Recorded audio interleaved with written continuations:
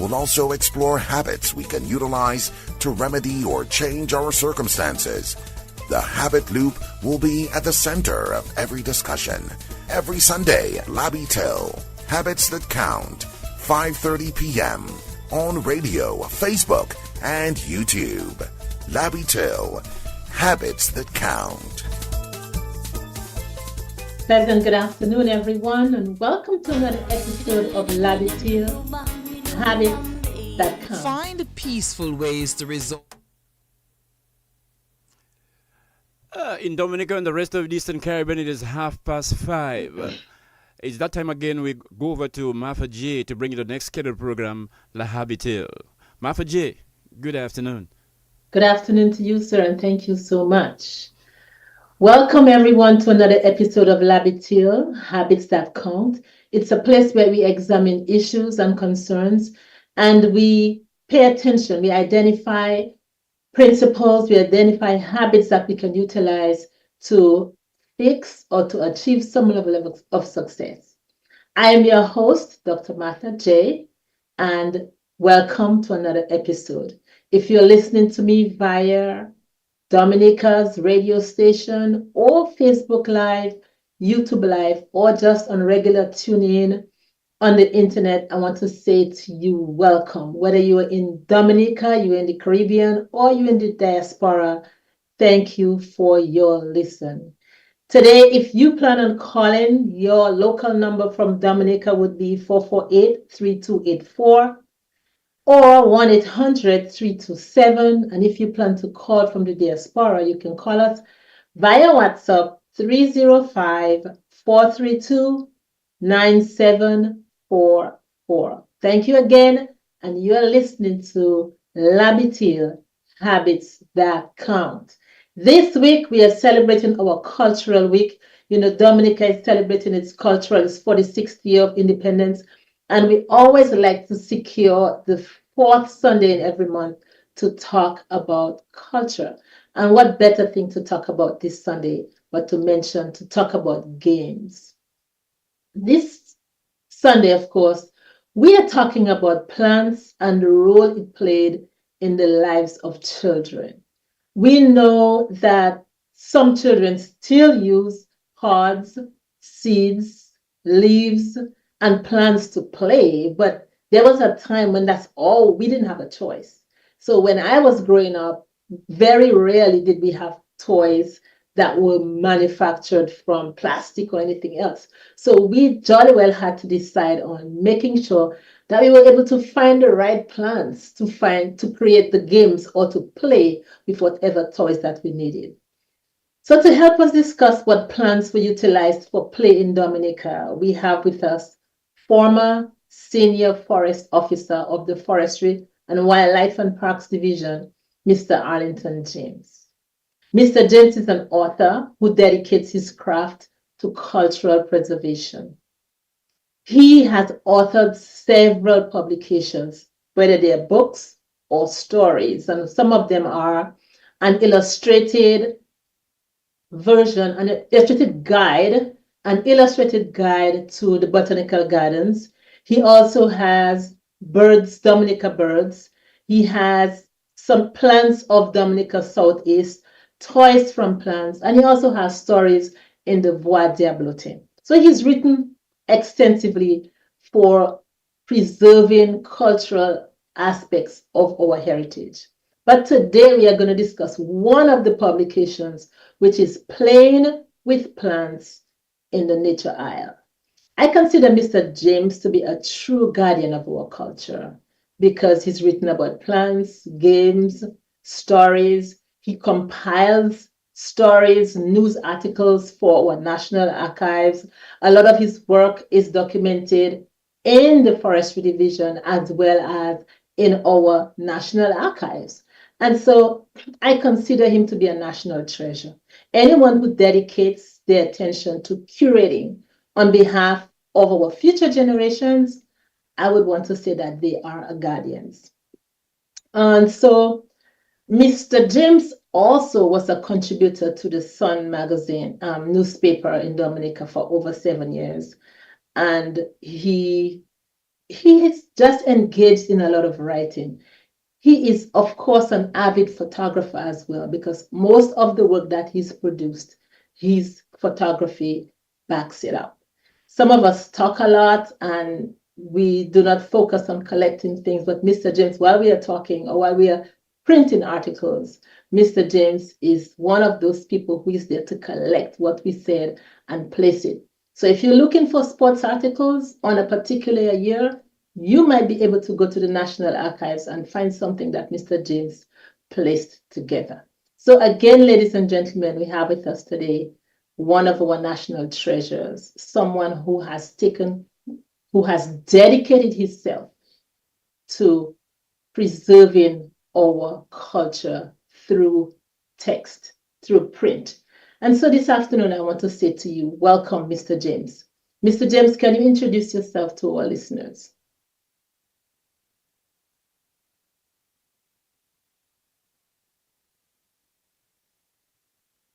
Hello, Mr. James.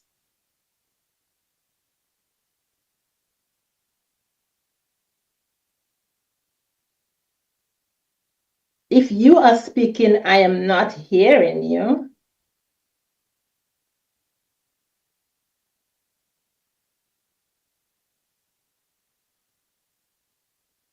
Mr. Arlington James should be in the radio station right now, but we're not hearing him speaking. Well, while we wait and find out what's going on, I will continue.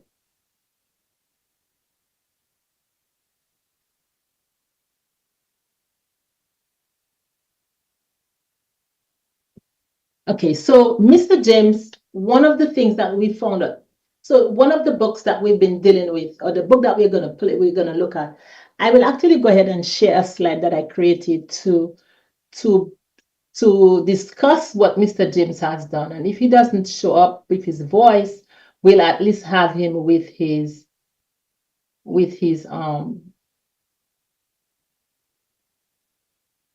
right. Nice. He So Mr. he have just he have just walked in. Oh, okay. All right. So meanwhile, I'll keep talking. Give him some time for him to prepare. Yeah, okay. Uh, I will keep talking meanwhile. Okay. All okay. right. So Mr. James, as we said, is a person who has dedicated himself to photography. He's an avid photographer and he definitely works well with collecting pictures. You see, you take a look at his work and it's great. So he wrote, while he worked with the Department of Culture, he wrote this book, Playing with Plants in the Nature Aisle. And I had an opportunity to speak with Mr. James during this week, and I asked him, how did he go about doing that work? And what Mr. James really did was to go around Dominica, meet with different people, meet with children, meet with schools, and find out how kids played with plants. And that book was published in 2011. And the most amazing thing is that book was reviewed in the International Journal of Play, which is huge. So the book was reviewed in the International Journal of Play. And what that book entails is all of the different games or the different ways that children in Dominica played with plants. One of the things I want to encourage by the end of this show is those of you who are listening from the diaspora, that's one of the opportunities you can find yourself a copy. You won't find it in on Amazon or in the bookstores. It's available at the Division of Culture in Dominica for at a very affordable rate. So make sure that you can just grab one and share with your kids how you grew up in Dominica. So the first thing we would like to talk about when Mr. James comes, he's going to join, is the coconut plant. The coconut tree I would consider to be the most versatile because we were able to use it for several games or play with it in several different ways. And if you look, you could see the moule vent, which was like the windmill, pretty much. Moule vent is the windmill. We would take the leaves, fashion it in a way that it would, and cut them in a way that they could actually spin while we ride, while we run. And we would use the string of the rib of the leaf, stick it in the middle, hold it and towards your chest and run against the wind. And as you're running, it would spin. And so we consider that a windmill. All of us wanted to have a windmill. And the beautiful thing about that was everybody could create their own, could make their own. He's The ready. one on the bottom of the screen. Excuse me, he's ready. Okay, thank you. Hi, Mr. James. Hi, Martha, or should I say Dr. Joseph? Okay, well, I gave you a long accolades before you walked in. I think and part of it, I was in the studio from since before 5 o'clock, actually. So I played. Okay, all right, no worries. So what I wanted to do is just introduce yourself to the listening public. I mean, again, I heard you give me a long citation a while ago. Okay, well, fine. Well, all right, And we then. don't Well, have I'm on very the much coconut. time. Right. Okay, cool. So I'm on the coconut, and I just spoke about the muleva. The muleva. So tell us about Another the very, boat. very interesting item that we, as kids made with with part of the coconut was the boat. The that boat, was from yes. the husk, half of a coconut husk. And there were two things from the coconut. So there's the husk that from the main part of the boat, and then the mast. You normally go to what they call a cocoyer, which is the rib of the leaf. And for the sail itself, you'd probably use a sea grape leaf or any other large leaf. I think in Viecas they use kako. They use the leaves of the kako for that. And sometimes some areas children would use the leaf of the almond for that as well. Awesome. And of course we have a picture on the screen where it's actually sailing on the water. And the next one is the coconut, the baby coconut. What did they use the baby coconut for? The really The baby tiny coconut. one. Well, first of all, that was almost like a ball. If you play cricket with your bat cocoa, again here's another use of the coconut. The bat cocoa, that is what we call the branch, the stalk of the coconut branch. That you'd make that shape that into a bat cocoa, and then use the very young coconuts and use that as a ball. And in one or two communities, they also use that to make a top. So I don't know how they were able to get the nail through that and use it as a top. Wow. So they use the coconut. So we have the bat for cricket, Bat cocoa, the young coconut for the cricket as well. We would use the young coconut to make topi or top. And then we have the muleva or the windmill and also the boat. And the boat, awesome. yes. Yep. Nice. Yep. Now, the next plant I would really want us to talk about is the banana plant. We're all big on banana in the Caribbean. How did they use the banana for play? The main part of the banana tree, quote unquote, that the kids would use is what people call the pop-out fig. Some of us may recall a few years ago, every once in a while you'd hear on radio that there were announcements for deflowering of the banana trees in the plantations. And when you look at a bunch of bananas, you see this purple thing hanging at the end of it. That is actually the inflorescence. These are the flowers of the banana. So that is the entire thing.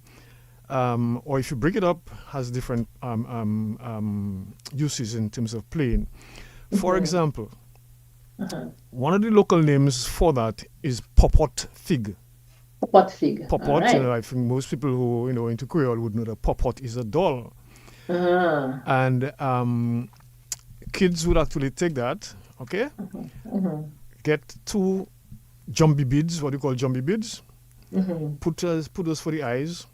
Maybe take a piece of the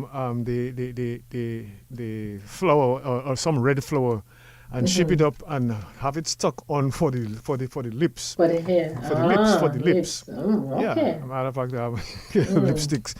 And even put a little tete cassé. So that would be the doll, so that would be the pop-out fig. That is one use. A second use, like in Castlebrooks, for example, there might be other areas. They use the entire thing for playing American football. American football, okay. Dominican style.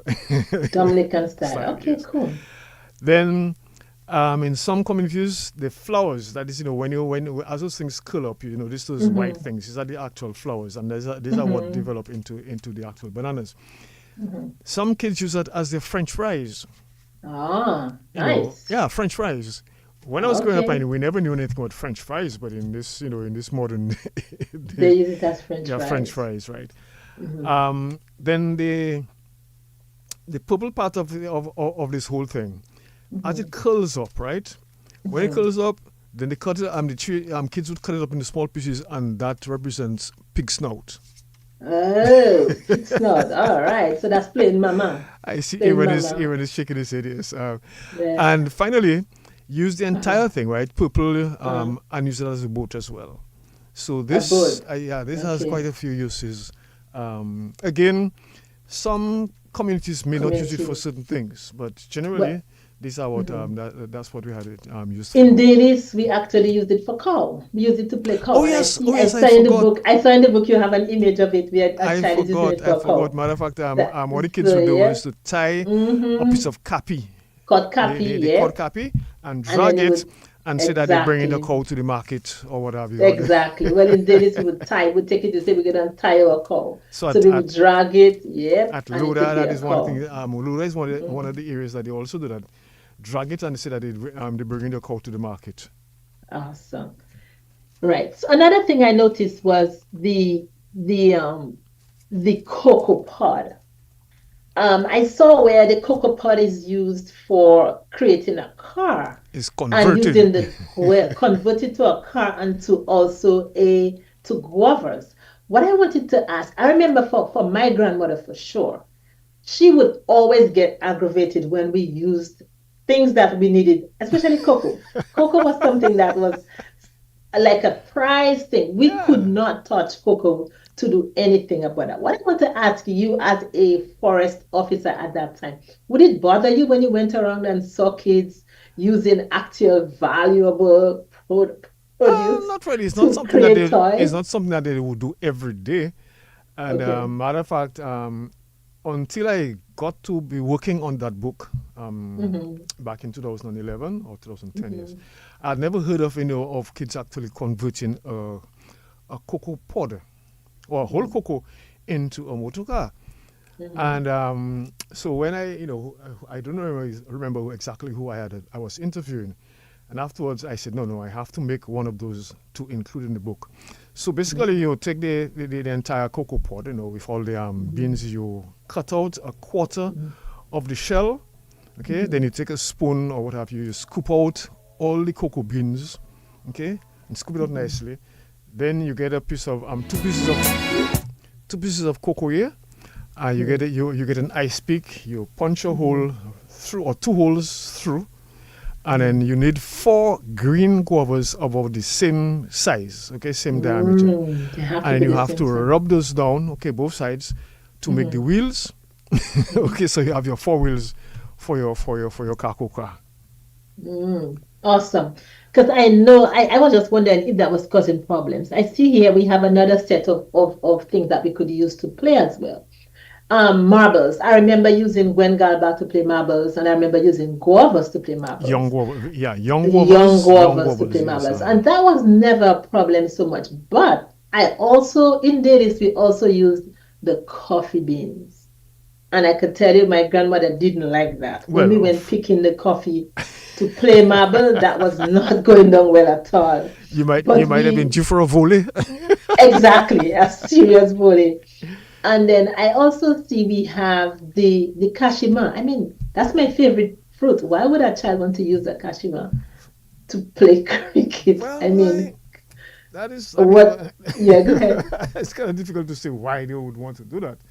But it Uh-huh. happened. It happened. Maybe not so Yes, often, but it did happen. Um, definitely. I also see oh, sorry. there. Can I cut Interject. Go across ahead. you? Yeah, Yes. sure. One Mm-hmm. use I forgot for the banana. Mm-hmm. And growing up in Roseau, I never knew that at all. You must have played hopscotch. Mm-hmm. And Mr. Aaron, you must have played hopscotch. Mm-hmm. And in Roseau, we got a piece of soft stone and we marked the squares, and we played Mm-hmm. the hopscotch. But in some of the rural areas, they actually use a green banana, cut Yes. it, and mark the road, Yeah. and that Yes. would remain for 3, 4, 5 days on the Weeks. road. Yeah, I Yes, never it knew about would. It that. would. Yes. So when we had strictly dirt, we would just use a stick and just draw the moral of the hopscotch in there. But when we started having concreted portions of our yard or places, or in the road even, we just have to use a green banana and use it to draw. Well, in the Roseau, it's a hopscotch. soft stone, A soft a stone. pumice stone or something on the sort. Okay. And, Nice. So what about the nuts? Point to capish. I mean, I don't know.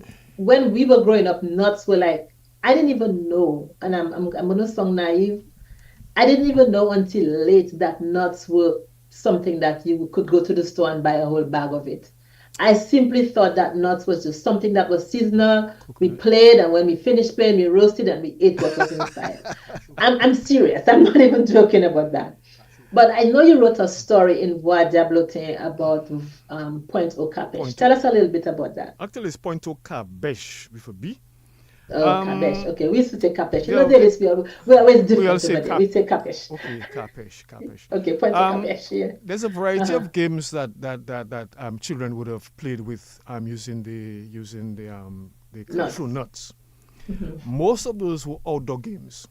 But as you mentioned, Point au Capiche is something that you usually play indoors, and it's a guessing game. Okay, so the point is the top with the little point, and the cabbage is the smooth section. So you hold it in a way and ask the person to guess which is whether the point is up or the cabbage. And if the person gets it right, then you give the person a nut. If the person gets it wrong, then the person has to give you a nut. Yes. But then there were several other games. Like Tokes and Zigzag Zabat, and there are quite a few of them. I don't recall them right. When you would play with the cashew, you have to put a little hole in the ground. Yes. Nuts, we used to put a stone at the back. At the back, and you try to send the nuts to go into the hole.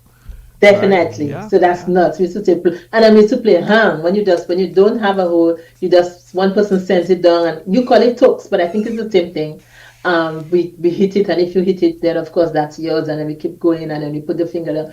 So we did that a lot. And I was wondering, Mr. James, do you think that kids play those things still, or it is just something that we just play? It is quite possible. I'll tell you why I say that. Because when I was researching, quote unquote, the materials for the book back in 2010, 2011, I decided to include, as much as I could get of actual present day use of the plants. So I arranged 4 schools, okay, 2 on the eastern side of the island and 2 on the western side.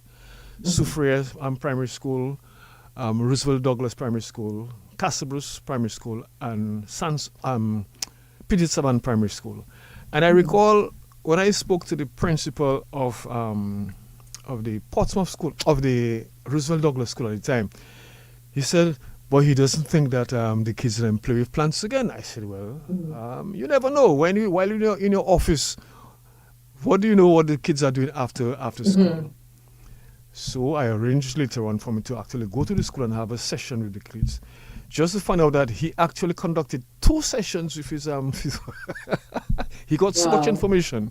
And some of it, I mean, I was taken aback.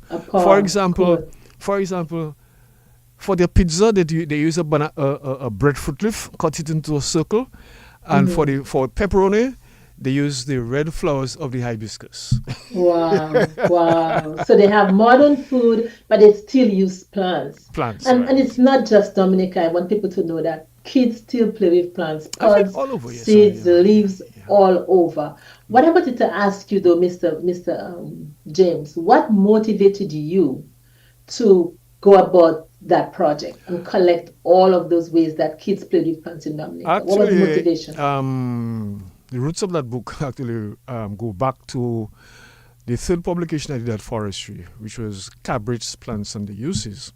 And in there, we spoke about the different plants, trees, as well as the smaller plants, and what they were used for.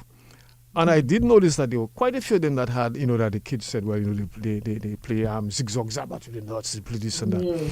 And then several years later, I said, boy, it would be probably a good idea to pull some of that out and to do a publication focusing strictly or only how kids actually play with plants and parts of plants in Dominica. And I really got going on that from around 2007. So it took about 4 years for it to become a reality. But I am quite happy with the end product, to be honest. So what do you all hope to achieve? Yeah, go ahead. Do they still make juice with hibiscus? Yeah, When I was a young boy growing up, I actually drank hibiscus juice. Yes, we will probably not have included that because that's not really playing as such. But if they use, I mean, there are certain plants that they would use to make ink. Yeah. Certain little fruits, there's a certain type of kwekwe. They crush it up and they use that to make ink. So that would be, that's included. One of the plants is actually included in the book about making ink. No, but with the hibiscus juice, you know, the young people at the time used to make the juice and actually serve it to their friends while playing cashew. Mama. Okay, yes. mama. Yes, that sort of thing. That sort of thing. I get you. Okay, cool. That's a good one. So you serve it while you're playing to mama. Awesome. That's a little more adventurous than even. Had I known that one, I would have included it. Because one of the sections, the book actually has 24 sections and 197 subsections. Because with the amount of information I was getting, you had to organize it. Definitely. Okay. There's a section called botanical snacks. Oh, okay. I am sure you would have eaten your mango salad. Yeah. Yes, I did when I was a young boy. I did. And Gwen Kubawi. Yeah. And or Cass, I don't know how you call it in Dailies. Yeah. But making salad with the green mangoes can be really sour, you know. It doesn't matter, you put a little bit of salt in it. Mama, that's what we would use, of course. That's what we would use. You put a little bit of salt and a little bit of oil, and then we got all kind of variations. Yeah. And all that was for mama. I mean, this can go on and on. And I just want people to know that the shots we have on the screen is just a few of the most popular ones. This book includes, as Mr. James just said, a plethora of all the games that we played, and it's all what he could collect. And he has that in that book. And I want to encourage us. And usually, I mean, Labitil, we always talk about practices that we can include. And I want to ask one more thing of you, Mr. James.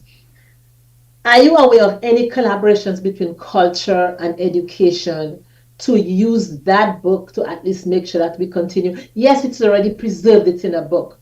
But we can keep that book closed and nobody knows it's there. So what I wanted to ask, are you aware of any kind of collaboration or anything that we have alongside with education to make sure that our children get to know about those traditional means of play? I personally do not know. I'm not saying that there's nothing happening, but I personally do not know. I have not been told or I haven't heard of any collaboration along that line. But when we did it looking at our cultural heritage. That's a very, very important part of our cultural heritage. And if you got a chance to go through the preface, and we were hoping that maybe some of the other islands in the Caribbean, like St. Lucia, you would actually pick up the idea and do something similar for the country. But I do not know if there was any follow up from those other islands. Awesome. I want to say to those of you in the diaspora, get a copy of the book. If you can get a copy at the at the Forestry Division, Forestry, Wildlife and Parks Division in Dominica, the proceeds go strictly to them. Mr. James was just the author. They publish it and it belongs to them. If you purchase a copy, and it's cheap, $20 I paid for mine, so you can get that. And when you're doing two things, you're contributing to our division of culture, and you're also keeping a piece of our cultural heritage so you can share with your own children. Show them how we played when we were growing up. There are lots of other games in that book, and it's just so fascinating. Mr. James, I want to ask for your final thoughts, because this program goes by super quickly, and I'm just going to give you that opportunity to share your final thoughts. Okay. Well, first of all, let me just step back a little bit. We were very, very grateful to the Food and Agricultural Organization, FAO in Barbados, for funding the printing of the book. Right, the government paid for the setup, but the actual printing cost was covered by the FAO in Barbados. And we have to say a big, big, big thank you. Had it not been for them, I don't think we would have been talking about a Playing with Plants with the Nature Island. I am hoping at some point in time the Forestry Division will take it up to do a second edition, because I would have loved to have interviewed some schools, or to have had some sessions from the schools within in the interior, schools like Loda, schools like Pebush, because Pebush being one of the cultural centers on the island. I would imagine that there are quite a few things that they or plants that they play with over there that we did not cover in that book. So I'm hoping that at some point in time that there will be an edition number 2, which will be just as exciting, if not more exciting, than the first edition. Any words for parents? Try to get your kids involved, right, in or learning to play with the plants that are around them. You don't need to go buy all those plastic things that come from wherever around Christmas time or whenever. The kids have amazing, I mean, they see something and they see something more than what it really is. That is why, for example, they see a piece of coconut husk and they see a boat in that. Okay, and so for the kids all in Roseau as well as in the rural areas, try to encourage the children, or even at the schools. The cultural division, apparently some years ago, they would have a traditional games festival or whatever, however they call it. I do not know whether that still continues, but there is another opportunity for the youngsters to actually showcase what they can do playing with different plants or parts of plants. Awesome. And this would be the perfect time, because this is cultural, this is Independence time, and I think it's a perfect time to do it. There are so many other things we could talk about. I know the top, a lot of us split, I mean, I would take the Gwigwi ones, but there's a specific wood plant that you'd use to make the tops. And I know if you buy that book, you will find out all about those things. And again, we're not saying that kids are going to go back and play top, but just traditional. Share with them what we played. And that's the only way we can pass on or preserve our cultural heritage. Mr. James has done an awesome job in putting it in a book that is available for a little bit of money. What we can do is grab a copy and share with our kids, even if it's just to show them how we grew up. That, I think, would be a very poignant way of making sure that we pass on or preserve that cultural heritage. Anything else you want to say to schools or anybody else, Mr. James? I want to, I'm going to give you that final. Every school on the island received a copy of the book back in 2011. I do not know whether the particular individual libraries still have the book. Books have a habit of putting on legs and walking. But I would hope that the schools themselves would have their, even if it's during the independence time, have their own little traditional games and stuff like that. Games festivals, yes. Yes, and not only plants. I know, for example, a couple of years ago they had something in Portsmouth, and they brought their little trucks and what have you, and their caboose. Nice, all of those things that we made. Yes, the Right, set, yes, all of those things that we did when we were growing up. So the book again has a lot of things in there. I just want to say to you, schools, we know you had Maria, you had all of those hurricanes, you had things may have gotten wet or messed up. Just go ahead and get yourself another copy. Make sure your school has a copy, and then try to at least introduce it to your students, even if it's one time in the year, so that we can preserve our culture. UNESCO does so much about preserving play and games, and I think we can do our share. We don't have to wait for a big organization to come and tell us what to do.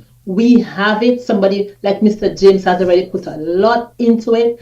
I want us to cherish it. And one of the practices or habits I want us to actually consider is to ensure that all our children in all our schools at least have exposure to understand what part of our cultural heritage was as far as games and plants. Mr. James, I want to say thank you so much for agreeing to be here. I want to say to you, there are other publications that Mr. James published. Produced. Birds, Dominica Birds, an illustrated guide to the botanical gardens. There are several others. You can go ahead and purchase your copy from Dominica Parks, Forestry and Wildlife, and make sure you get your copy. I want to say to you that you've been listening to Labby Till Habits That Count, a place where we examine issues and we try to find habits that we can utilize. Next month actually, the Eastern Caribbean Central Bank celebrates Financial Month. And so we are going to be doing a lot with finance in October. So on the 6th, we will have one school teacher that operates a credit unionette to come and speak to us about how it works and what are the requirements, and to encourage parents to ensure that they teach their kids how to save at an early age. So next month, you listen to us. And of course, if you want to sponsor any episode with Labby Till, you're always welcome to tell us or share. We always want to encourage you to show kindness to at least one person. And if you plant a seed, it will grow. So thank you again for your listen. Bye-bye.